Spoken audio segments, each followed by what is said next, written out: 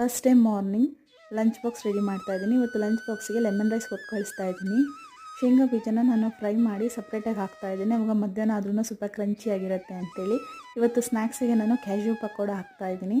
ನಿನ್ನೆ ಊರಿಂದ ಬಂದಿದ್ವಿ, ಸೊ ಹಾಗಾಗಿ ಫ್ರೂಟ್ಸ್ ಏನೂ ಇದ್ದಿಲ್ಲ. ಕ್ಯಾಶ್ಯೂ ಪಕೋಡ ಇತ್ತು, ಅದನ್ನೇ ಪ್ಯಾಕ್ ಮಾಡಿದ್ದೀನಿ. ಸಮ್ಮರ್ ಸ್ಟಾರ್ಟ್ ಆಯಿತು, ಸೊ ಡೈಲಿ ಒಂದು ಕಪ್ ಮಜ್ಜಿಗೆ ಕುಡಿದ್ರೆ ಒಳ್ಳೆಯದು. ಸೊ ಹಸ್ಬೆಂಡ್ಗೂ ಒಂದು ಬಾಟಲ್ ಕೊಟ್ಟು ಕಳಿಸೋಣ ಅಂಥೇಳಿ ಮಜ್ಜಿಗೆ ಮಾಡ್ತಾಯಿದ್ದೀನಿ. ನೀರು ಮಜ್ಜಿಗೆ ತುಂಬಾ ಒಳ್ಳೆಯದು, ಬಾಡಿನ ಹೈಡ್ರೇಟೆಡ್ ಆಗಿ ಇಟ್ಕೊಳ್ಳೋದಕ್ಕೆ ತುಂಬಾ ಹೆಲ್ಪ್ ಮಾಡುತ್ತೆ.